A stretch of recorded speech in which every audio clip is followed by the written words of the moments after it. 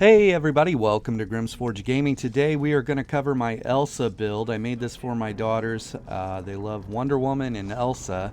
And if you're going to be ELSA, I think you probably have to be a Magicka Warden. They've got a lot of ice abilities in their kit. And anyways, this build is for Imperial City. I do have a variance of the build if you want to run BGs with it, or if you want to run Cyrodiil or Imperial City, but you do not want to wear Imperial Physique, which we are wearing right now.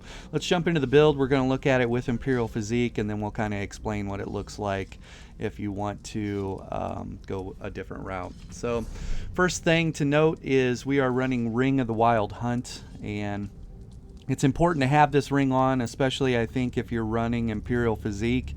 Imperial Physique is what's giving us this blue glow, and basically it just puts a big dot on our head or target on our head saying we've got a bunch of Telvar on us. And so you have to minimum be running around with 10k Telvar.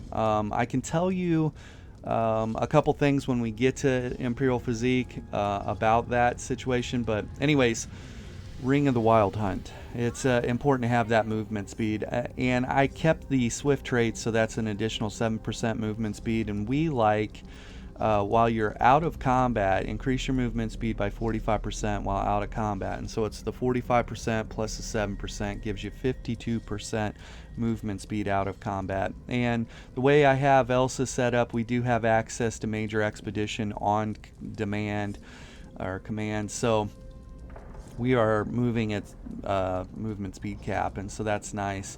That could be to get away, that could be to outmaneuver, or that could be to cause a lot of problems with, say, D-swing and the hitbox and stuff. We can move in and out and cancel their animation on it or cancel their attack on it, and so it just works out really well. When you run a mythic item like this, it usually breaks up a 5-piece or a monster set, and the way I have it set up is it's breaking up my monster set. And so I'm not even running a monster piece, we are just running a shoulder of the trainee, and this comes in training, and I'm not going to spend the transmute crystals to change that right now. I've got too many projects going on. And you can see we've got the multi-effect enchantment on this. We are a 7 heavy build on this, and so we're very beefy, we're very very durable and very fast. And then the way we're setting this up is we have a lot of damage as well, so it works out very well. I can show you a clip after we're done looking through this, but I'll show you a clip of basically us clearing just regular mobs. As far as farming goes, the farming clear in the sewers and clearing mobs is very strong, so you can pull everything in the room and it's not really a risk to you whatsoever, and you can clear it very easily. And likewise, when we run into player characters as well, if you set this up properly, when you engage with them, your burst potential is just absolutely through the roof, and you can just nuke groups. And I'll show you a clip of that as well. A buddy and I, Rotten Treats, and I were running around in the sewers, and we came across a group of 4 or 5 DC and just nuked them before they even knew what was going on. And so the damage potential on this build is absolutely there, even though we're in 7 heavy. So now, like we said, the first set that we are running is going to be Imperial Physique, and I've got infused on these two, the ring and the necklace. Imperial Physique, when you read this, adds 126 stamina recovery for the 2-piece, 126 Magicka recovery for the 3-piece, adds 126 weapon or spell damage for the 4-piece, and then the 5-piece. While you are in Imperial City, you tap into the power of the Telvar stones you are carrying, increasing your health, Magicka, and stamina by 7,000, more than 7,000, while you have 4 times the Telvar stones. The multiplier effect is increased by 600%. And so the thing that I came to is this: I regularly have more than 10k Telvar on me anyways. And so if I'm going to have more than 10k Telvar on me, I might as well have these bloated stats, these extra 7k health, Magicka, and stamina. I might as well. I might as well be that much harder to kill. And I had a clip, if you watch the video footage when I was low levels, a Stamplar, very skilled Stamplar, very dedicated or very committed to killing me, jumped on me low level, and I was just leveling some abilities and stuff like that, but I wasn't going to give him the kill. And my thought process is if somebody has that much difficulty or that hard of a time killing me while I'm leveling abilities and I don't have passives and stuff like that, I might as well run Imperial Physique and have the bloated stats and make it that much more health for them to have to chop through, that much more Magicka that I have in the tank, or that much more stamina I have in the tank. And that really kind of solidified, that fight kind of made it clear to me that Imperial Physique was definitely the way I was going to go while I'm in the sewers. Now, I'm going to show you the other set here real quick, and then we'll talk about how these two things work together. But the other set that I'm running is Mechanical Acuity.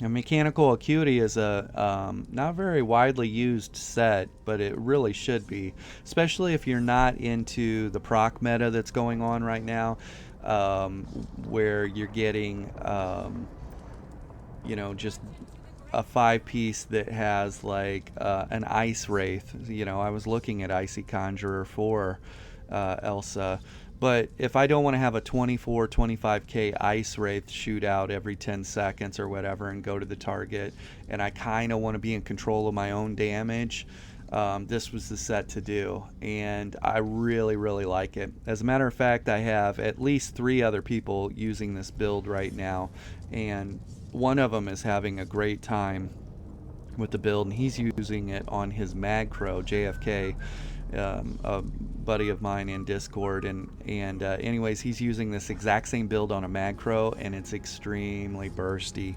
and it can get people out very quickly. But when you look at this, it's max stam, max Magicka, weapon and spell damage, and then when you deal direct damage, you gain an unerring mechanical vision for 5 seconds, granting 100% critical strike chance. This effect can occur once every 18 seconds. And so it looked to me like it's up for 5 seconds, and then you do have a full 18 seconds downtime. I basically just started a stopwatch and was checking the cooldown, because I wanted to know, is the 5-second uptime included in the 18 seconds, meaning you only have a 12-second downtime on this, or you know, does the 18 seconds start at the end of the 5? It looks to me like it starts at the end of the 5, so it's good to know. But that when you're wearing heavy armor, you have a very low critical chance, right? And that's like, you're more beefy, but you have less chance to do critical damage, therefore you usually do less damage. Also, like when you're comparing heavy armor to medium, which we wouldn't be wearing medium because we're a caster, but heavy armor to medium armor has a passive called the agility passive, where once you put points in it, you're going to get 15% more weapon damage. And that puts you, you know, when you're trying to put a damage build together, it's easier to put a damage build together with a medium armor setup, you know, or a light armor setup as opposed to heavy. But this allows us to be in heavy and turn out damage, and that's been really nice. And so the thought process on this was to be beefy, to be fast with Ring of the Wild Hunt, and then have short windows where we could burst people down. I don't want free damage from any type of proc sets. I still want to be initiating the damage or kind of controlling the damage. And so as soon as they got rid of the percentage chance of this procking, and they made it like, look, it's just gonna automatically proc as long as you do direct damage every 18 seconds. And so I build my burst window around that time frame. And so if you watch those videos where I'm bursting people or bursting, lining up burst against mobs, in between your burst windows, when Mechanical Acuity is not procced because our recoveries are very low, you should be just channeling heavy attacks and reapplying your buffs. Okay, putting more Magicka back in the tank for your burst window, and then your burst window comes and you know, do work. And so that works very well. It only works very well though once you build this internal timer, or you get an add-on that's going to track your mechanical acuity proc and when it's up and ready. For me, I've kind of, as playing ELSA, I have this internal timer that kind of lets me know, okay, we're getting ready to come up to our burst window here in a little bit. All of our buffs are applied, and we're ready for the window. Let's go offensive, and it's been working really well. Here's the thing. You want to run Cyrodiil, or you want to run BGs, and you want to try mechanical acuity. It works really well on a heavy armor setup. Get rid of Imperial Physique and go Shackle Breaker.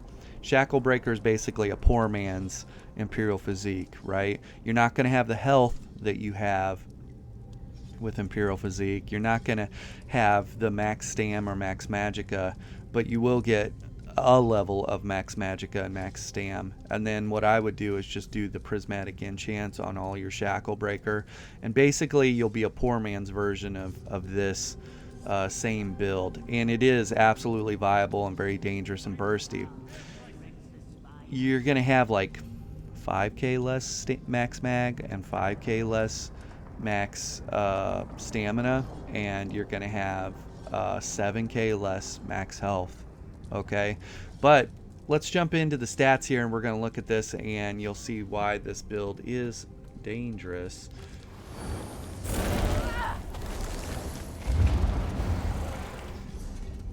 Alright, let's look at our recoveries here real quick. 1100, almost 1200 max Magicka recovery, 13 health, and 1184 stamina recovery.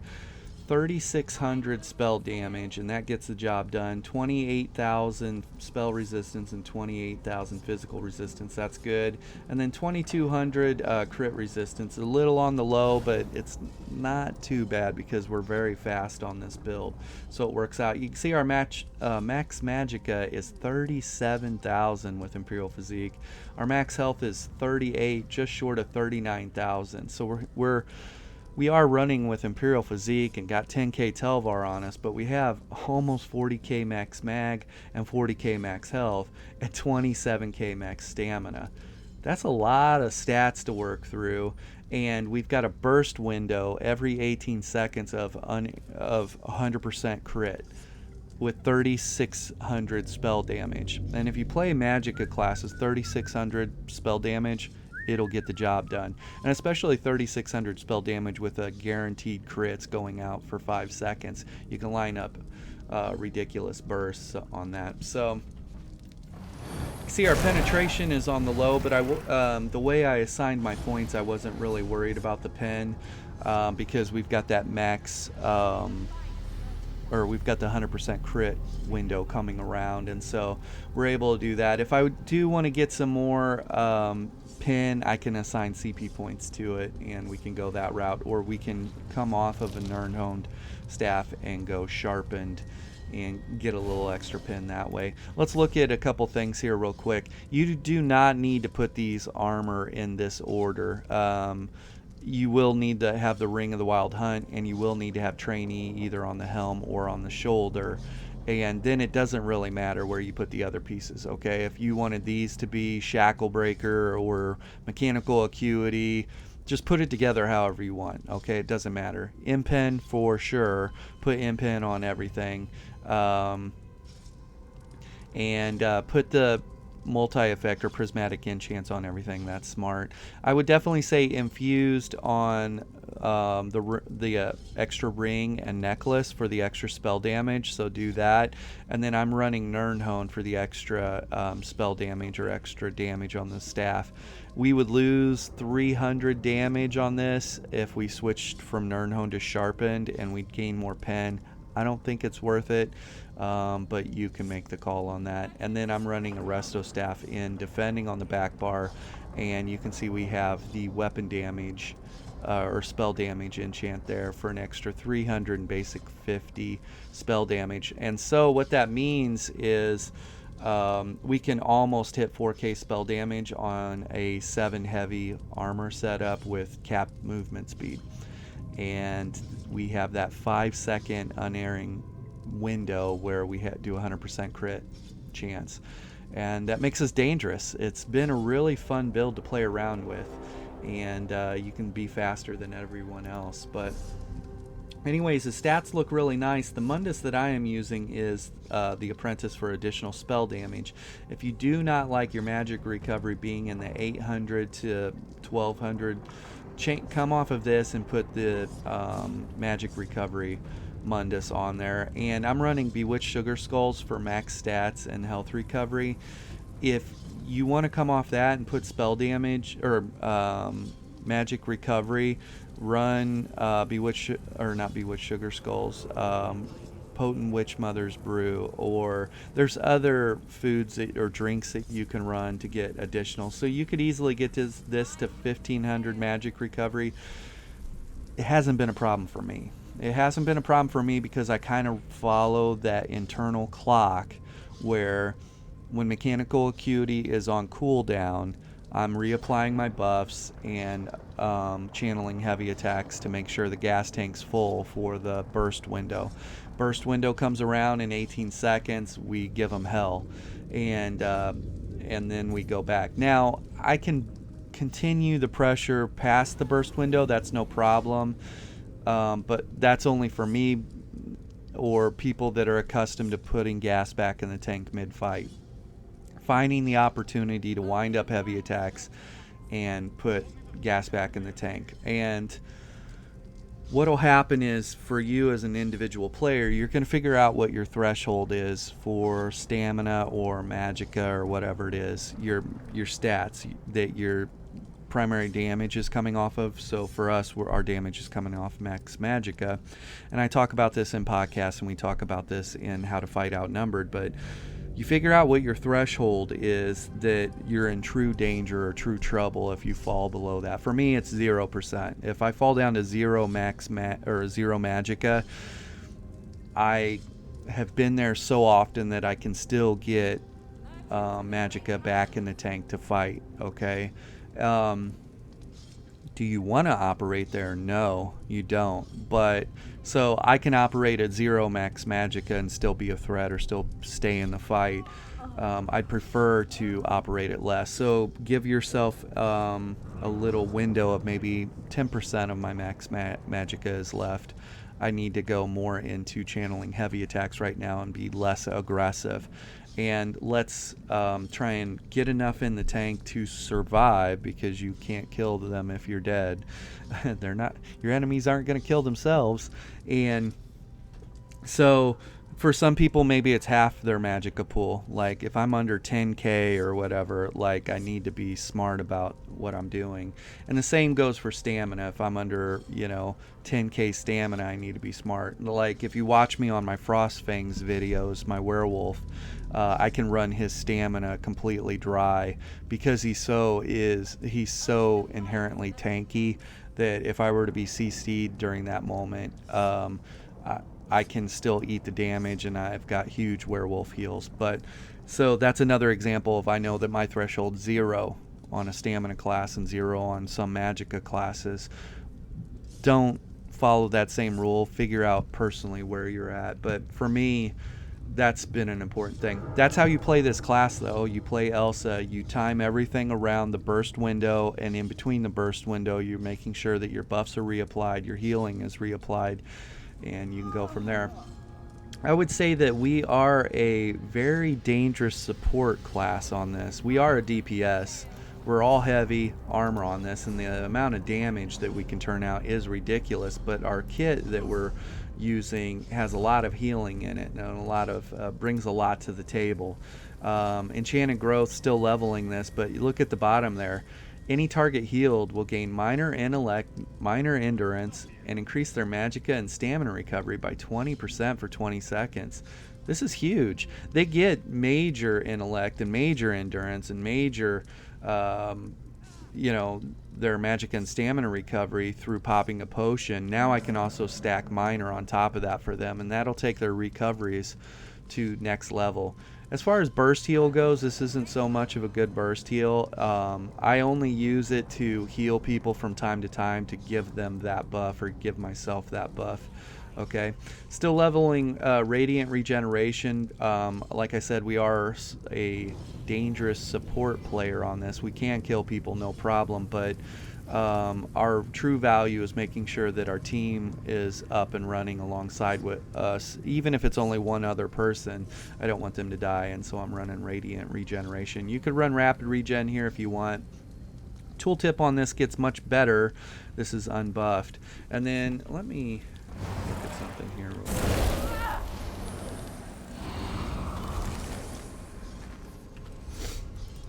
Alright, when you look at the tooltip on this Arctic Blast, this is a 10,000 burst heal and then 1200 every 1 second for 5 seconds. Also, while the effect persists, the winds pulse outward, dealing 2000 frost damage every 1 second. Enemies hit by the effect 3 times are stunned for 4 seconds. This is a burst heal. This is a hot. This is a small amount of AoE damage that ends up stunning multiple targets. And so this is my hard CC. When I'm fighting outnumbered or fighting 1v1 and I want to stun them, heal myself.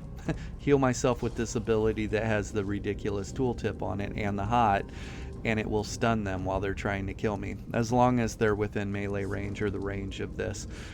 This is awesome. This is your primary heal that, as long as you're healing with this regularly, is going to stun them when they're off CC cooldown. When they're available to be stunned, this will do the job. So make this your primary heal.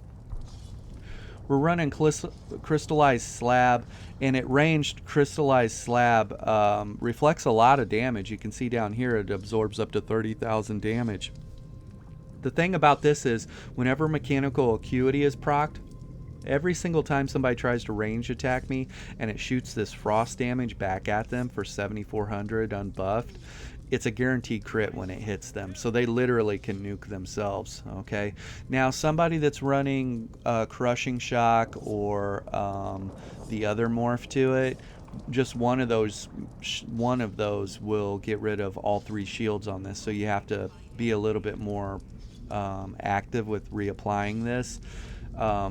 But they are hurting themselves in the process. Every single shield, you get 3 slabs floating around you, and each one of them that breaks sends a frost bolt back at the target. And so they'll send 3 frost bolts back at themselves. They can nuke themselves. So it's pretty nice. I do have video footage in the low levels.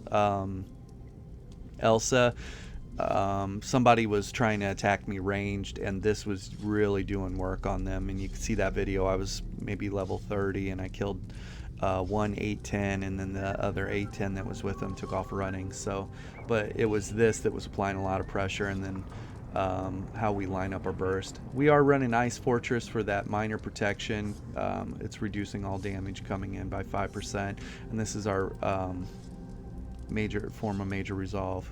So, and we are running Enchanted Forest, and Enchanted Forest on this back bar will basically be just our healing ult. It's at 90 ultimate, so it's up and available often. Okay, and just drop this on the ground and it's going to do work for you. You generate 20 ultimate if the initial heal used on the friendly target is under 50% health, and so it's easy to get another 20 ultimate back in the tank just dropping this. Usually you're going to drop this on the ground when there's trouble, right? And so if they're under 50% health, 20% is back in the tank. And so with a 90% ultimate or 90 ultimate cost, you get this filled back up very quickly. On the offensive bar, we are running a Frost Staff because this is ELSA, and we wind up a heavy attack. We'll get a 4 or 5k damage shield. That's really nice. And like I said, in between our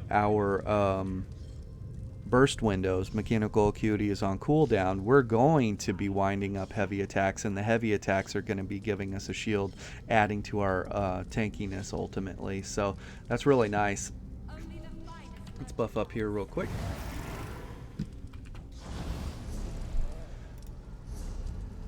So you can see we've got 3,400, 3,600, almost 37, and 3,400 going out. So this is 10k going out onto a target, and not counting the 12k that hits 2 additional targets. The way you get the bottom part, up to 2 nearby enemies will take 12 or 13k magical damage. if inflicted with burning, chilled, or concussed status effect. The way you proc that is this. Okay, the frost damage is going to proc that on targets, and then when you're using this, it's going to hit. So the combination of this burst, heal, hot, and CC with force pulse is going to apply a lot of group damage or a lot of group pressure. And if mechanical acuity is up and going, it's a lot of damage. It's a lot of damage. And so that's been working out really well for me. Deep Fisher 17k tooltip on this, and then when this crits with mechanical acuity, it absolutely destroys people. So it's really nice. Enemies damage are inflicted with major breach, reducing their physical and spell damage by 6,000 for 6 seconds. And so you just make sure that this is going out. As soon as you hit someone with it, get another one up and going. Unless you're in that cooldown window, mechanical acuity is on cooldown, then focus on reapplying your buffs and reapplying your heals and getting heavy attacks. You know that mechanical acuity is getting ready to go. Charge this up and put Fetcher infection on the target. And that's got a 15k tooltip, a dot over 10 seconds, and every second cast of the ability deals 50% increased damage. This applies minor vulnerability to the target as well, and so that's pretty nice, applying minor vulnerability. This is a flex spot for me. I can tell you this though, this dot on people with mechanical acuity, and it guaranteed crits every time it ticks for the full duration of a mechanical acuity. It's a lot of pressure. And so let's say you can't mount any more offense on the target other than having this on them. This is still going to do work. It's still applying minor vulnerability, and every dot is critting on them. And so if you had nothing else but this on them and you had to go and reapply your buffs while mechanical acuity is up, you're still doing damage. Also, it wouldn't just be this critting, because the pulse from this would be critting as well if this is considered a buff or a heal. So you're going to have the damage of just those two items on the number 3 slot right now doing damage. And so that's been working out really well. We are running Bird of Prey on our front bar also. This is a source of major expedition. It lasts 6 seconds, which is great. And while slotted, you gain minor berserk, increasing your damage done by 5%. We are stacking damage on this build, and we'll show you how. But Blue Betty, this is a free ability. It gives me Magicka back, almost 5k Magicka over 25 seconds. It's my source of major sorcery, so it increases my damage output by 20%. And it's a free cleanse. Every 5 seconds, this net removes 1 negative effect. However, I can spam this. Okay, so if I've got 3 negative effects on me, I just hit it 3 times. 1, 2, 3. Also, you can see to the right there that 12, 15, 7, 15, 12, 15. Every time this is canceled and renewed, I get a little heal, and that's from the Animal Companion passives. And so the way we're stacking damage on this is, you can see 1, 2, 3, 4. 4 of our abilities on our offensive bar are Animal Companion abilities.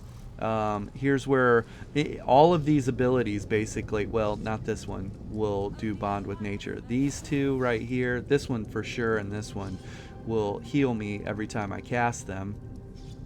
When you cast an Animal Companion ability while you're in combat, you generate 4 ultimate, and this can occur every 8 seconds. So we have built-in ult gen on our offensive bar, which is great.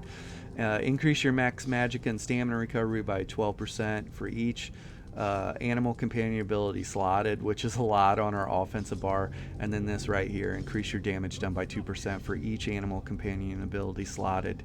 We have 8% increased damage output going, plus we're stripping them of 5% of, they're going to take 5% more damage, and we're going to do 5% more damage.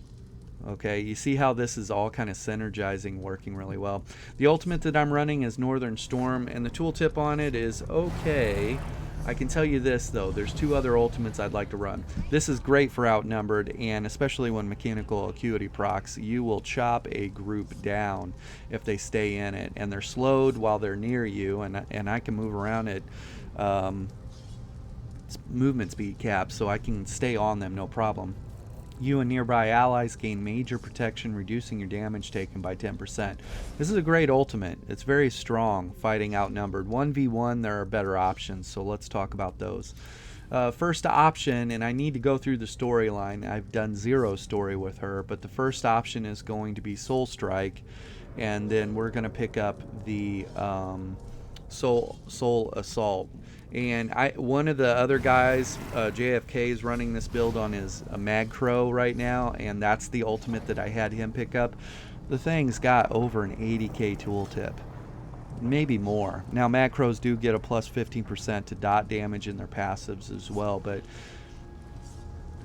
you can get this well over 80 or 90. You can get it to 100k with different armor sets and things like that, but an 80k tooltip over 5 seconds. While channeled disability, you gain immunity to all disabling effects. Enemies affected by this ability are revealed for 3 seconds and may not enter stealth or invisibility. And I think that bottom part might even scale up as you level this up. But 175 ultimate, you'll get this up often. You know, you'll actually get it up more often than you will Northern Storm. Okay, basically you cannot dodge roll this, and if you're continuing to try to attack somebody that's hitting you with this, you will melt. And if mechanical acuity procs while this is going, or you wait and time this with your mechanical acuity, you're gonna see an absolute chainsaw chop through somebody. Okay, they better just stand there and hold block. And I can tell you that while they're standing there and holding block, their stamina is just getting chunked.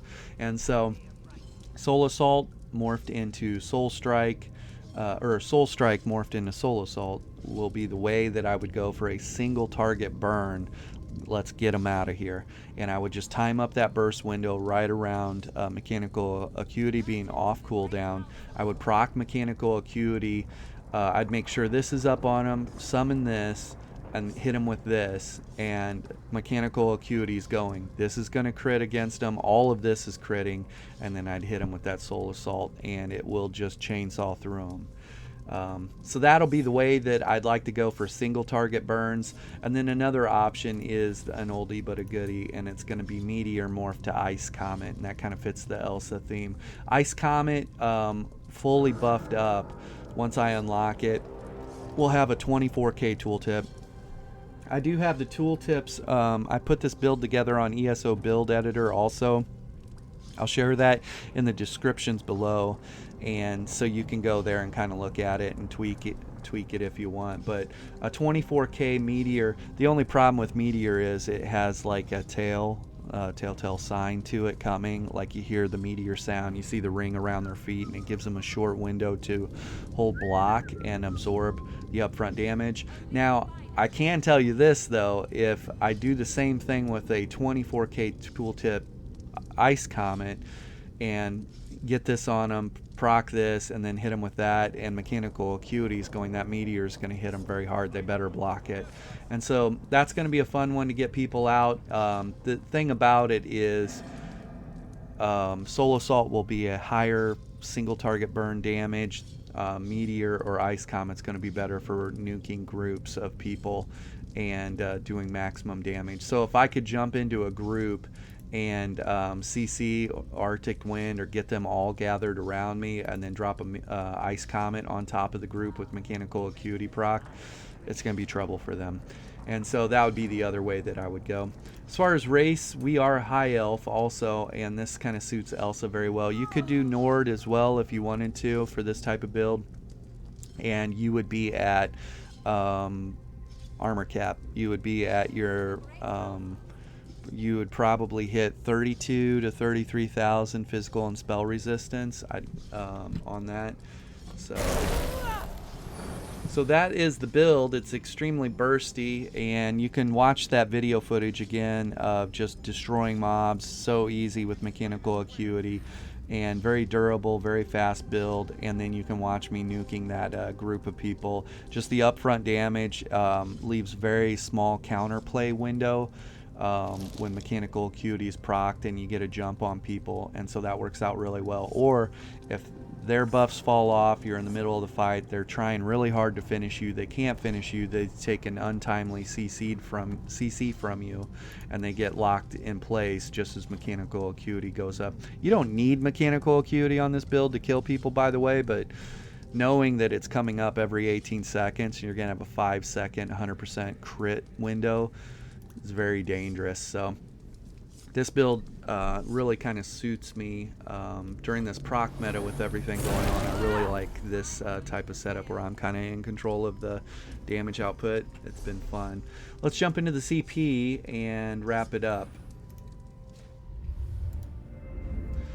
Right now we got 23 points into Blessed for a little extra healing done, 56 points into Elfborn, so our critical damage done and our critical healing. Now I can tell you this, we're going to see a lot more critical damage done because of mechanical acuity and a lot less critical healing done. But basically whenever that proc window comes up for mechanical acuity, our crit damage is going to be increased by 20%. That's why we're very dangerous. 64 points into Elemental Expert, so that way our frost damage and magic damage is doing more. And then I just had a little point dump. This is our spell erosion is right here. You could come off of this 20%, these 56 points, and put them into spell erosion if you need more pen, and just do a little bit less crit damage when the time comes around. But honestly, I just found that the points were better spent there, but feel free to play around with it. We've got 63 points into Staff Expert, so that way our light and heavy attacks do a lot of damage. When we line up those heavy attacks, we're still doing damage, and that's good. 61 points into Mastered Arms. All of our direct damage attacks are going to hit 21% harder, so our primary spammable, our deep fisher, things like that are going to hit harder. No points here. 61 points in Ironclad, 77 points in the Spell Shield, 6 points into Resistant. That's a point dump for us, but 77 points here gives us a nice extra 5,000 spell resistance. No points here. We're not using a shield. I'm not worried about the Unchained passive. If you don't know why I run this, I do it on all my builds. Feel free to ask me in the comments below, but basically I found that it is just better to run heavy armor focus or whatever armor that you're running, and spell shield. You know, just go heavy into resistances, spell shield, and the armor focus, and it ends up working better after you're being debuffed. And so anyways, it's been tested multiple times by myself and confirmed. Quick recovery, I got 49 points into that for extra 11% healing received. 1 point in a Siphoner, so they have one extra thing to cleanse off themselves. 56 points into Warlord for a cost reduction on our break free by 20%. 64 points into Mooncalf, 64 points into Arcanus. This is very important. We are a Magicka class, but I do need to get stamina back in the tank for break free and sprinting, and so this is important. 64 points into Tenacity. Our recoveries are fairly low, and so the way we fill our max Magicka back is by channeling heavy attacks, and so Tenacity does really good for us. 19 points into Health Recovery for a little extra health recovery coming in, and 2 points into Tumbling. This is just kind of a point dump for us, but it puts us at the 1%. So I would say that we tumble from time to time. Other than breaking free and tumbling, that's our only stamina cost. And when you look at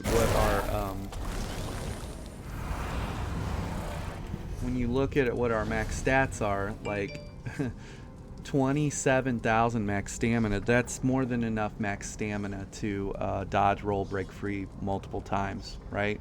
And we've got enough in our CP to give us max stamina, so that's working out really well.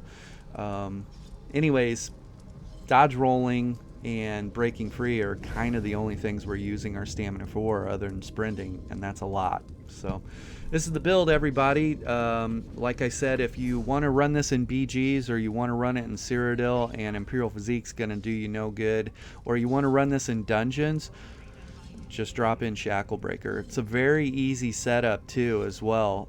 Mechanical Acuity is craftable, and Shackle Breaker is craftable, so it works out really well. You just need to get your Ring of the Wild Hunt. And if you want to run Imperial Physique down here, here's the thing about Imperial Physique, and we'll wrap this up. If you are farming Telvar and you're no longer dying to banners or bosses, like you understand their mechanics, you're able to stay alive, it's no problem for you to survive against banners and bosses and stuff. And it's at that point you might want to consider running Imperial Physique. If you're already going to have over 10k Telvar on you, you might as well have the boosted stats. You might as well. And in the times where you run into player characters, you can hold your own without using Imperial Physique. What would it be like with 7k more stats across the board? Would you be winning those fights, or are you already winning those fights? If you're already winning those fights, you might as well wear Imperial Physique. The big blue dot, actually you can look, I've got 10k Telvar on me right now, and I don't have the hue going. I don't know what that's all about, but I'd have to unequip this and then equip that again, and then it shows up again. So I don't know what that's about, if that's, but if you already have the blue hue around you, but you have the bloated stats, you know, you have the huge stats, and if they're not killing you without the stats, what's the likelihood they're going to kill you with the stats, you know? So it's kind of this like, come at me, bro. You know, I've got all these stats to go. So that's it, everybody. ELSA, be safe out there. Hope everybody had a great Christmas and everyone stays healthy. Thanks.